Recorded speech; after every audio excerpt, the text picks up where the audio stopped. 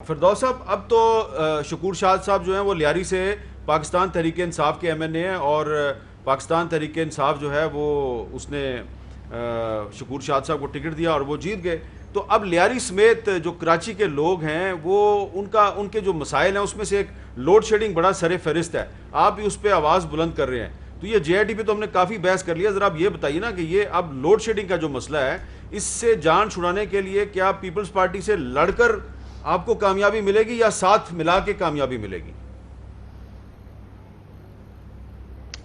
دیکھیں، بات یہ ہے کہ پیپلز پارٹی کے ساتھ مل کے تو کوئی کام ہو ہی نہیں سکتا. میں تو اس نتیجے پہ پہنچ چکا ہوں 2 سال میں. ٹھیک ہے، اس سے کہ ان کا سوچنے کا طریقہ اور ہمارے سوچنے کے طریقے میں بہت فرق ہے.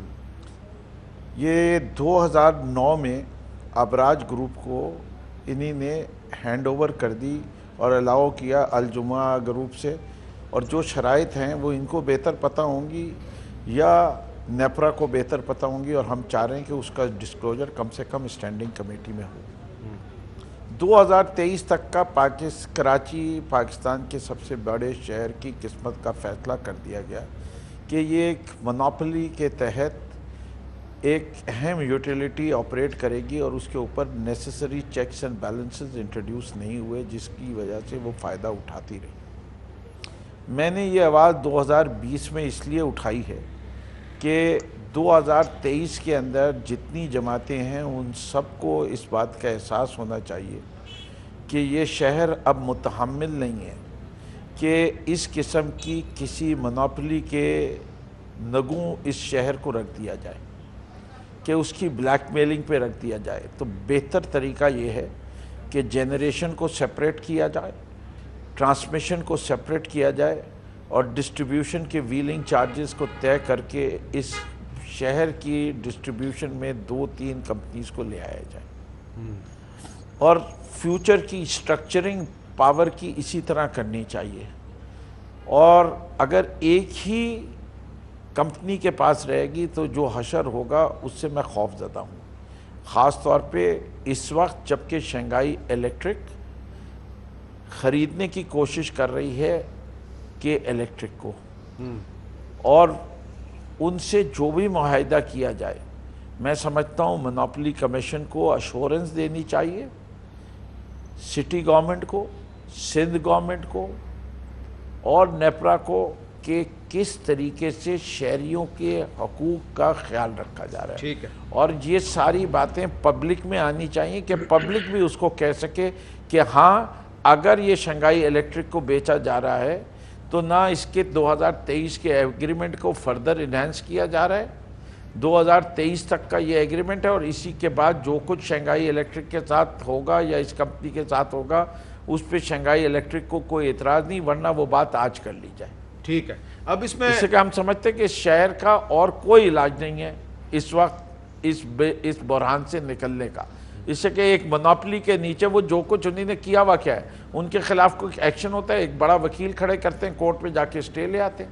ٹھیک ہے، شہریوں کو تو ریلیف نہیں ملتی. آپ نے پھر جو وہ دینا چاہتے ہیں وہ دے دیتے ہیں بھیک کی طرح، جو نہیں دینا چاہتے آپ مان نہیں سکتے. آپ نے کورٹ کی بات کیا تو کامران صاحب، میں آخر میں آپ سے یہ جاننا چاہ رہا ہوں کہ یہ جو بات کر رہے ہیں فردوس شمیم نقوی صاحب، یہ بات تو گورننس کے بارے میں ہے، اور وہ کہہ رہے ہیں پاکستان کے سب سے بڑے شہر میں جو بجلی کا بحران ہے، لوڈ شیڈنگ ہو رہی ہے وہاں پہ، اس کا کوئی حل نہیں مل رہا. تو اس کا ایک وہ سجیشن ایک پرپوز کر رہے ہیں، ایک سلوشن. تو یہ معاملہ جو ہے اگر سندھ گورنمنٹ نہیں مانتی تو کیا اس میں پھر عدالت کو انٹروین کرنا چاہیے؟ کوئی عدالت جائے گا تو مسئلہ حل ہوگا، یا پھر یہ معاملہ اسی طرح گڑبڑ چلتی رہے گی؟ دیکھیے، ہم کو اپنے اندر جو ہے نا ایک سیاسی سوچ جو ہے نا اس کو جو پیدا کرنا ہوگا، اور ہم کو یہ معاملات خود طے کرنے ہوں گے. اداروں سے ہم معاملات طے کروائیں گے، وہ عدالت کا ادارہ ہو یا کوئی اور ادارہ ہو، تو مسائل بڑھتے جائیں گے، مسائل کم نہیں ہوں گے.